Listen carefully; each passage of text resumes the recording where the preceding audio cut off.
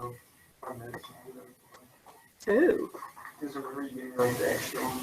Yes. Okay. So you don't have any? Okay. I'll catch you up. Okay. But you might want to write down like some things just so it yeah, perfect. Okay. So someone give me a chat really quick. When is your quiz? For those of you who signed in late, tell others when your quiz is for chapter 13. Yes. Tuesday. Awesome. Okay. So first thing we're talking about is immigration. Okay. And just so you know, this thing, it's about this chapter focuses on 1830s and 1840s. Okay. First thing though, immigration. Okay. There's going to be a huge influx of immigrants in the 1830s and definitely in the 1840s. Okay. It's at this time, it's the largest like percentage of immigrants compared to like the rest of the population. Okay. And like this time period, over 1.8 million immigrants will come to America. So that's pretty huge. Okay. So let's talk about some push factors. We know that there'll be a lot of overcrowding in Europe. There'll be some civil unrest. We know like in Ireland, there's an economical crisis, that Irish potato famine. Okay, remember all that? Okay, so there's lots of reasons. The steamboat or steamship, okay, actually has enough power with a steam engine to go across the Atlantic Ocean. And so that will be able to really transport a lot of immigrants at a relatively affordable price. So now that's another reason to leave, because your travel won't be as expensive. It's actually reachable, attainable. Okay. Now let's talk about the Irish. And again, we're talking about the 1840s is when they really, really start coming to America. Now, Irish did come before that, but we're talking like because of that potato blight or potato famine. That is when, in the 1840s, that is when so many more Irish immigrants come to America. Okay, most will settle in eastern cities, especially like New York City. Okay, and remember too, even before that, most Irish immigrants are manual laborers. Either they're like working in a factory or they're digging things like the canal. So that blank right there is the Erie Canal. Just to recap that, remember, a lot of Irish immigrants did manual labor, and they were paid a lot less compared to American citizens. Okay, what tends to happen is the Irish tend to support the Democratic Party. The Democratic Party tends to support immigrants, so it makes sense. Okay, but think about it. If you're a Whig, you would not like the Irish, because the Irish tend to support the rival party, the Democrats. Okay, and also the Whigs would really complain about the Irish because most Irish were Catholic. And who is in charge of the Catholic Church? The Pope. Okay, and so these Whigs and other opponents to these Irish immigrants are like, they just care about the Pope. And there'll be some Irish immigrants who become citizens and run for office. And they'll attract a lot of support from Irish immigrants and, former Irish immigrants and stuff. And it's like, no, a vote for this guy is a vote for the Pope. Because if you're a Catholic, you're supposed to listen to the Pope and not your American constituents who voted you in. Like, that's just one of those, like, campaign tactics. Okay? And again, Catholic Church is that blank there. Okay? Next, we're going to talk about the Germans. Okay, most were Lutherans. Think, the Protestant Reformation and all that kind of stuff. They're Lutherans.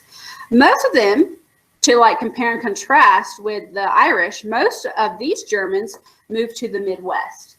Okay, so think past the Appalachian Mountains. That's going to be called like the Midwest in this time frame. Okay, they're going to really preserve a lot of their culture because, again, the cities have lots of different types of people there. So, the Irish might, mold with them. But West Appalachian Mountains is the frontier. There isn't as much of a mixture. So a lot of the Germans will preserve their culture. Now, some things that the Germans contributed to our history, okay, they're the ones who really brought the Christmas tree to America. Okay, the Conestoga wagon, which is that covered wagon. Kindergarten, it's a German word. Okay, there's one more thing. But yeah, so those are some examples. That's like a German contribution to America. Also, there's an individual who moved to the Midwest, was a farmer, and realized that his clothes were not that durable for like living in the frontier and stuff. So he is going to create a set of overalls that's made out of denim. Anyone know who that guy is? Levi Strauss. I'm just, you know, you're good. You got the denim right, okay? Levi Strauss, as in Levi's. Okay, so that is another example of a German immigrant during this time. And I think farmers moving out in the Midwest. Okay, then don't dwell too much on this. It's mainly Irish and Germans. But there will start to be a trickle of Chinese immigrants coming to America across the Pacific Ocean. And the blank there is West Coast, clearly. It wouldn't make sense for them to come to the East Coast.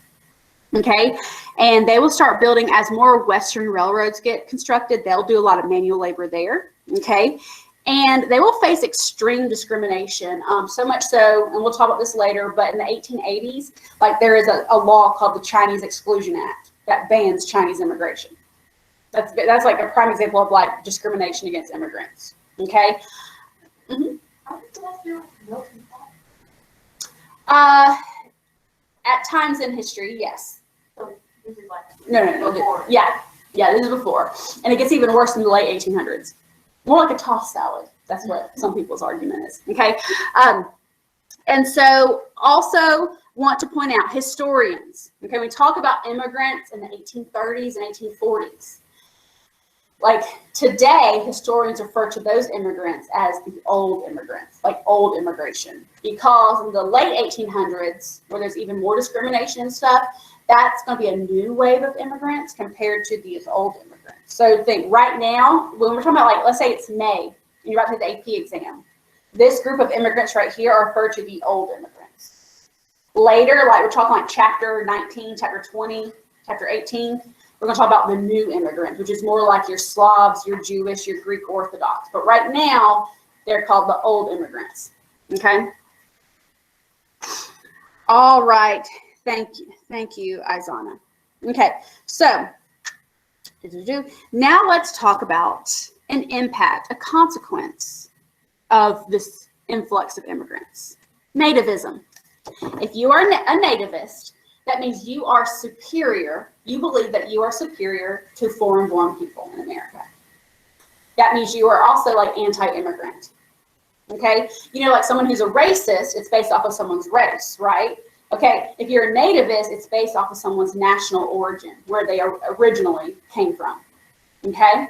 And so as all these immigrants are coming to America, especially the Irish probably faced the most discrimination at this time in the 1830s, 1840s, because especially in those cities, there'll be factory jobs.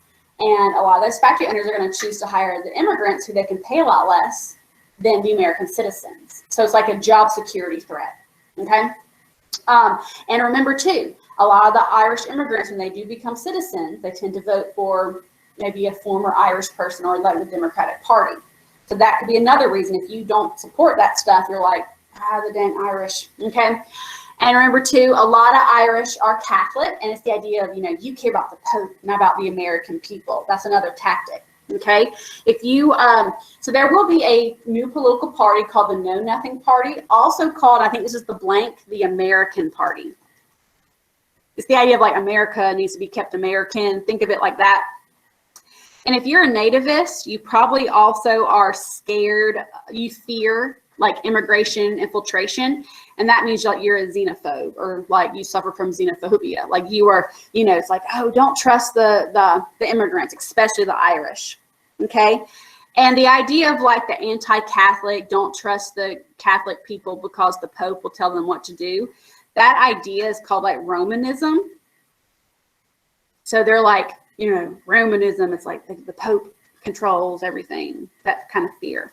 So as a result, the Know Nothing or the American Party, or also called the Order of the Star-Spangled Banner, will be established. Okay. And they're going to promote, the blank is nativism. They're against, they want people to think that immigrants are inferior. Okay. They also, number two, are going to be anti-Catholic. They're really going to focus on trying to ban immigration. They also are going to try to ban or limit Catholics from coming to like political office, getting political office. Okay, they were very secretive, so you would say like I know nothing, and we don't know too much about them because they were so secretive. Okay, it will be stronger, like if it starts like 1840s, will be even stronger in the 1850s. And I do like this political cartoon right here in terms of not necessarily what it's about, but the idea that when you see this cartoon, it's definitely like a nativist. Okay, think about it. The guy that represents the lager is a German guy, because lager is like a German beer. And then the whiskey barrel guy is an Irish immigrant. Okay, and they look like foolish, like almost like monsters, especially the Irish one. Okay, and what are they carrying? What are they running away with? The ballot box. So it's like, don't let these Irish and Germans come here, because what if they become citizens and they start voting? There's so many of them, they're going to run away with the ballot box because there'll be so many of them, they'll start controlling things. You see that fear? Okay. So I'm going to show you a short commercial. It's less than 3 minutes long. Clearly, was the commercial created back then? No, because TVs and radios weren't around yet. Okay.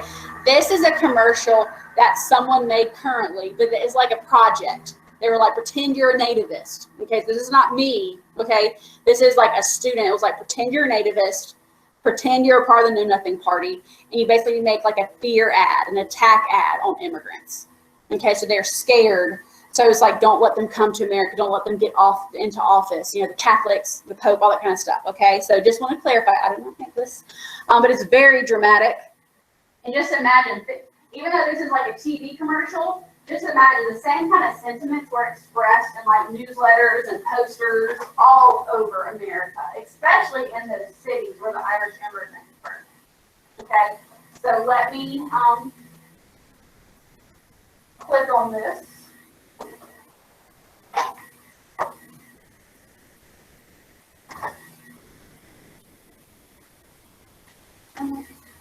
Where's the cursor?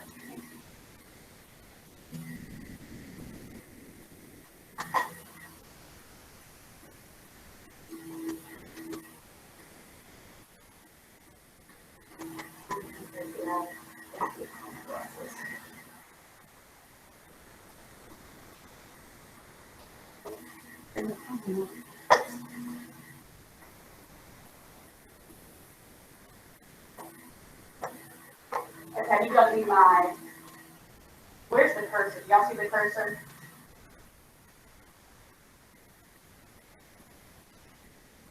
Okay, I see it there. I need to go into this. Am I close to that commercial? Y'all see?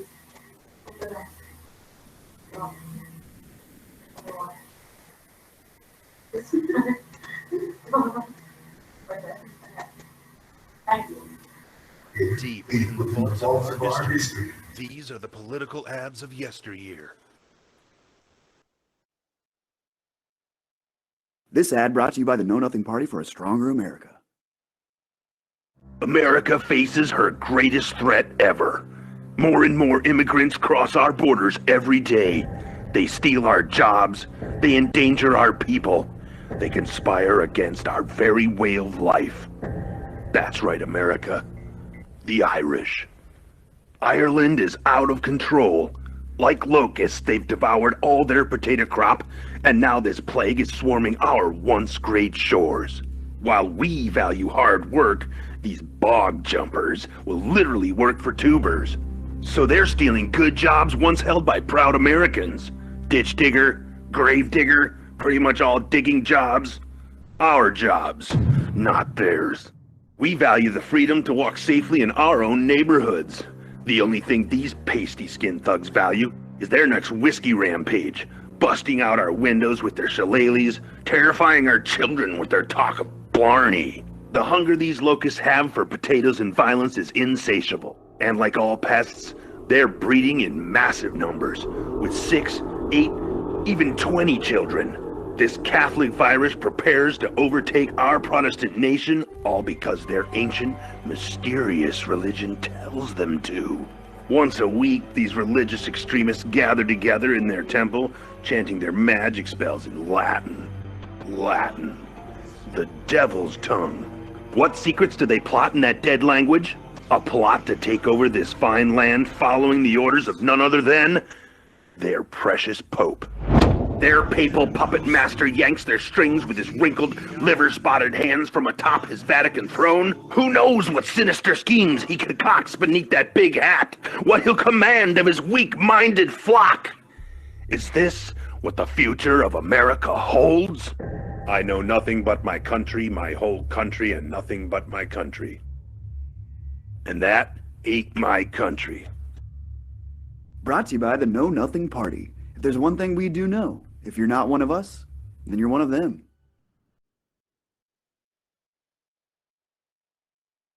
Okay, so I hope you love that very over-dramatic campaign ad. Sorry, guys. So, yeah, and someone here said that reminds them of like a 2020 ad, and I think so too, just very over-dramatic, that fear, okay? So there's that, okay? So now we're going to talk about the next thing, and this actually could be another reason why you do have an influx of immigrants starting in like the 1840s. There's a French guy, okay? I think that blank is like a French nobleman, okay? He was paid by the French government to go visit countries around the world. He went to America, he went to Nigeria, he went to a couple other places, and he was trying to find the looking at different people's the penal system, the prison system, okay? And his name is Alexis de Tocqueville, and he is there. If you think about it, he's there in 1831, okay? So what's going on in 1831?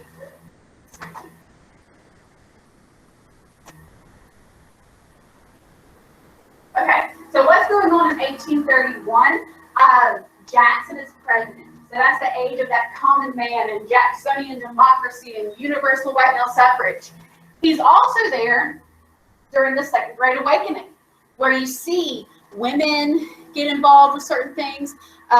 He actually went to a camp meeting, and he saw the different types of people who were all there worshiping together. Okay, and he will write every day a journal about what he saw. And those journals will be published into a publication called Democracy in America. There's 2 volumes, so it's 2 pamphlets. Okay, and I would circle where it says Democracy in America. This is really, really important. Okay, and basically his argument is that people are more equal in America than anywhere else in the world. That's a pretty fantastic argument in our favor, right? Okay, and if you look right here, it says American exceptionalism at the bottom left. This is a word or term that we still use today, and it first was used, the American exceptionalism term, and Democracy in America. You know that what it means is the idea that America is like in no other country in terms of, let's say, technology or equality. It's the idea that like we are different and unique, and it's usually like in a good way, like a superiority way. Okay, and again, you have this French guy who says, I've been to different countries, and America, the people are more equal. Okay, so the blank is men are nearer in equality than any other country in the world. I mean, that is a fantastic reason to come to America then, right? If you hear that. And he basically says he did not really see an aristocracy that like what you would see like in Europe and like feudalism and stuff. Like he said that didn't really exist. Now he's not talking about slavery. We're talking about white males. Okay, that there is no like feudalism. There's no early aristocracy. People can have that social mobility in different classes and stuff. Okay, and he also was really impressed with the role of religion. And I know I misspelled religion. Okay, because again, he saw the Second Great Awakening, and he saw how religion will influence reform movements. Okay, so Democracy in America is a great, it's an outsider's view about how democracy and equality is really starting to expand in America. Okay, let's turn to the back side very quickly. There's not much in this first little section. What I would do is I would draw a box around where it says 1840s. When we talk about expanding, like American expansion, us really gaining a lot of land, there is one major decade for that, okay, 1840s. We get Texas all the way to California, all the way up north to Oregon in just a couple of years in the 1840s. Okay, and letter B, who is that guy? Horace Greeley. He is the editor of the New York Tribune, and he is the one that published that phrase, "Go west, young man, go west," talking about us, expanding westward. All right, so before we move on to like John Tyler's presidency, okay, there is a quick ed puzzle about democracy in America, and it's not like your typical documentary. It's very short, and I think I think y'all will appreciate it. But it's a short video that shows you, Tocqueville fictionally, traveling in America and stuff, and all that kind of stuff. Okay, so. It only took a couple of minutes. I am going to be on Go Guardian.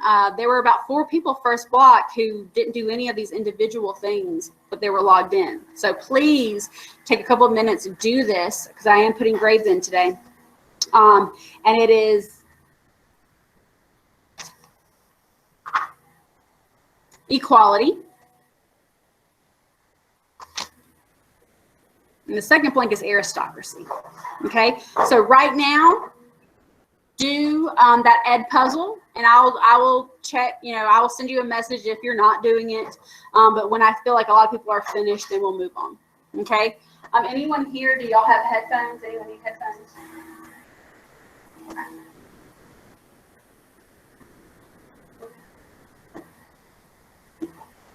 Okay, but if you want to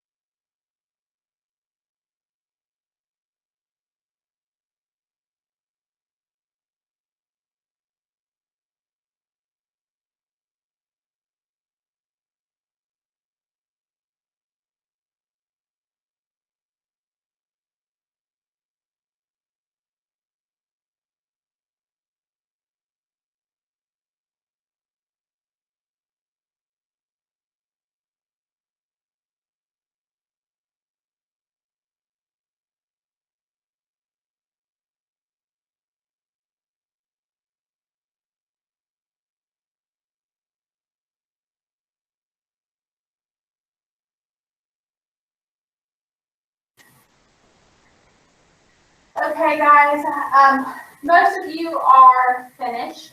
You might want to just like pause your ed puzzle just for a couple minutes, because after just a few minutes, we're going to go to another activity, and you can finish up your ed puzzle then.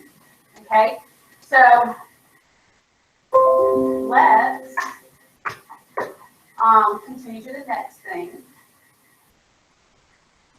Okay, so we've already talked about this election, but this is just a quick recap. The election of 1840 is the election of William Henry Harrison. Remember, this is when Martin Van Buren, right here, okay, is running for re-election. But there's that Panic of 1837 that hurts him, and then people call him Martin Van Buren. Remember all that, okay?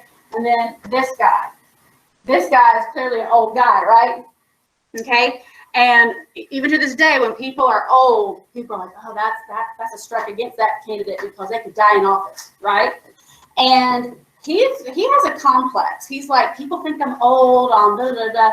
Well, when he ends up winning, he's like, I'm gonna prove to the American people I'm not this old fogey. I have longevity, I have energy, okay? And so what he does to like prove people wrong is he will deliver his inaugural address, and it will last over 2 hours, okay?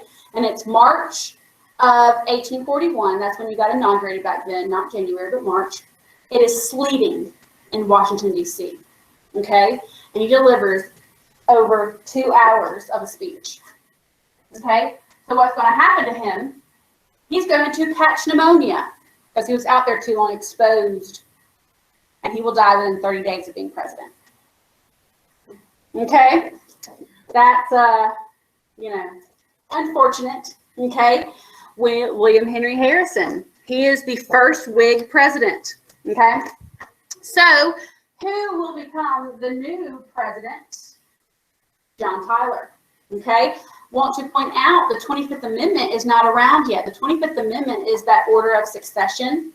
It's president, vice president, secretary of state, Speaker of the House, all that kind of stuff. You know what I'm talking about? Okay? That's not around yet. So some people are like, no, we need to have a special election. Some people are like, no, if the vice president is a substitute for the president, he's next. That's one of those things. And so some people refuse. They're like, he's not my president. Okay? And they people actually called him, referred, like his nickname was his accidency. Instead of his excellency, like a king or something, it was, you became president on accident. Okay? Now let me tell you something. With William Henry Harrison, he is definitely a Whig. He's all about the American system. Okay? John Tyler, his running mate, really was a Democrat. Okay? The purpose of vice presidential candidates or running mates is to attract a new type of voter. Okay? So, for instance, JFK in 1960, he's a New Englander. Okay? What does he do to attract more people? He makes Lyndon Johnson his VP running mate, who's like big from Texas, to get Southern votes. Okay? So John Tyler really is a Democrat, but he's like, yeah, whatever, I'll be a Whig. Okay? But then now he's out the picture. It's like, oh gosh, okay? He does not like the American system. The Whigs in Congress propose another tariff. He vetoes it. They propose another bank. He vetoes it. They also propose internal improvements using federal money. He vetoes it. He vetoed a lot. And again, isn't he supposed to be a Whig? But in his heart, he's a Democrat. And so the Whigs are fed up with him. They're like, why are you vetoing our stuff? You're supposed to be part of our party. And they actually tried to impeach him. They just did not get that majority in the House to actually impeach him all the way. Okay? And they will kick him out of the Whig party eventually. Okay? So this is pretty awkward. But let's talk about a couple of things. Okay? You have the Webster-Ashburton Treaty. Okay? Okay, so who is the Secretary of State this time? Daniel Webster. Daniel Webster is that guy from the Webster-Hayne debate. Remember that about nullification? Okay, he's now Secretary of State. Okay, and Lord Ashburton is a diplomat from England. So this is an English-American treaty. Okay, now let me give you some background information on why we have to come up with this treaty. There is a war going on in what is present-day Maine, on the Maine Canadian border, British Canada, okay? There are these lumberjacks, okay? And these lumberjacks are cutting down trees. Clearly, that's how they make their money. And there's some Canadian lumberjacks that cut down some trees, and the American lumberjacks are like, those are our trees. And then same thing. And they start fighting over this. It's called the Aroostook War, okay? This could eventually lead to like a bigger war, right? And so he wants to avoid like a country versus country war. So Ashburton and Webster meet and will discuss the boundaries between Maine and Canada, and then also Minnesota and Canada, to avoid war. Okay, and so you can see here, it's also on your paper, but right here, if you look, okay, remember the Great Lakes boundary was already established. Remember that, like Rush Bagot and the Treaty of 1818, okay? Here, this will be established, and then over here, this will be established to avoid a big war. So it was very popular because it avoided war. Number 4, war. So make sure you know Webster Ashburton settled the Maine Canada's boundary, and the it's technically like what's present day, Minnesota Canada boundary. Last thing you really know about is that during this time,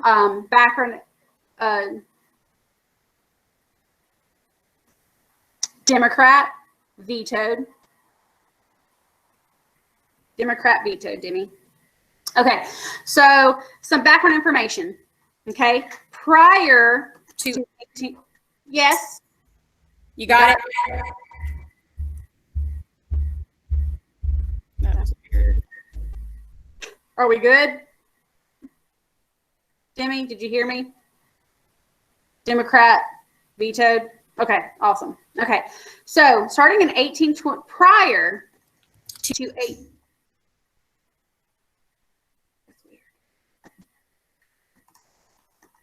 Prior to 1822, Spain owns Mexico. Okay. Then in 1822, Mexico is independent. Okay. A province, or think like a state, but we call them province. A province of Mexico is Texas. Okay. And we'll talk about this. But Texas will eventually break away and be its own republic, think country. And they actually ask America to annex them. Annex means like something that already exists be added to something that already exists. Okay? So while Texas eventually in 1836, they're like, hey, we're our own country, but we really want to be part of America. And America, like the president at the time will be John Tyler in the 1841, okay? And he's like, look, please let's annex them. Do you think the Whigs are going to vote to annex Texas? No, because they were like, you weren't here for us, we're not going to be here for you. Just remember that. But he wants Texas to be annexed, meaning added. Okay. All right. Here is an interesting fact about John Tyler, a little trivia. Okay. When John Tyler was 63 years old, he was married to his second wife and had a child. Okay. Whose name is Leon Gardner Tyler. Okay. And when Leon Gardner is very old, he will have couple of kids, okay? And those kids are still around today, or just one is, because one actually died September 26th this year, okay? So long story short, John Tyler has a grandson who is still alive today, okay? The guy on the left, Leon Gardner Tyler Jr., he's the one who died September 26th of this year, okay? But Harrison Ruffin Tyler, he is still alive. That's a little trivia, that John Tyler, who was our like 10th or 11th president, still alive. His grandson is still alive today. Interesting fact. Yeah, it's pretty crazy. Like I said, he was 63 years old when he had, I guess, the guy's father. Exactly. Just, exactly. All right, so next, so we finished the first side, our first page. Now we're going to go to Westward Migration, okay? We know that we're going to get lots of land in the 1840s, and if you want to farm, the frontier represents like a fresh start, okay? There are three main ways to get to the West. Clearly, the most popular one will be the land trails, okay? Then there are two other options where you can sail, okay? You technically could get on a boat and sail through the Isthmus of Panama and get to the West Coast.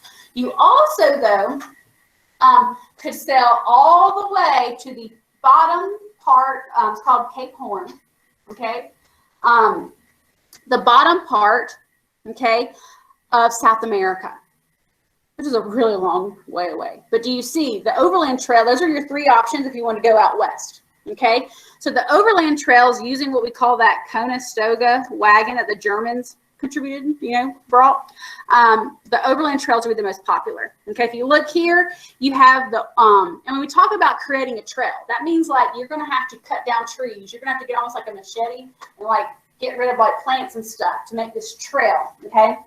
And the verb, instead of saying make a trail, is called blaze a trail, meaning you're like, think trailblazers. And some of your mountain men like Jedediah Smith and Kit Carson, who would like trap beavers and fur and all that, they also create a lot of these trails, okay? So you do have the Oregon Trail, which will start like Missouri and go all the way up here, okay? You also have the Santa Fe Trail, which will start in Missouri and go to Santa Fe, okay? You also have the Mormon Trail, okay, that will start like Illinois, think like Brigham Young, and they will blaze the trail that goes to Salt Lake City, Utah, okay? Land was the most, okay, but just note, like in 1840, like there was a huge risk. Oxen could die, disease, starvation, lots of different things, snake bites, okay? And what's going to happen is that, like there's the Donner Party in 1845. It's called the Donner Pass today, but they got stranded. They had no food, and some people will survive because of cannibalism, eating each other. It's like the ultimate survival challenge, I guess, okay? But so again, this was not like an easy trail. There's lots and lots and lots of problems, okay? So what we're going to do now, so you can get a taste of just how difficult the trail was, is we are going to play a game for about 10-12 minutes, the Oregon Trail, okay? It's the 1992 version. It is accessible on your Chromebook. And just so you know, this is like, if you talk to your parents, they most likely played this in school. And this was like, it's funny because this is like the state of the art sounds and like quality and technology and effects. And you're just like, today you're like, oh my gosh. But it's kind of a thing, pretend it's 1992. And if you can play in that time frame and actually complete the Oregon Trail, I will give you bonus in some form or fashion. So I am going to post the link in Classroom in just a second.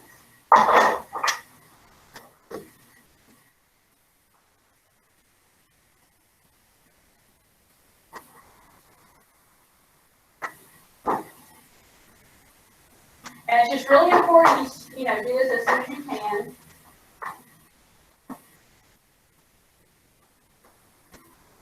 I think about 3 people actually completed the Oregon Trail. And I do need, send me a screenshot if that is you, okay? I just assigned it. It says Oregon Trail. And good luck.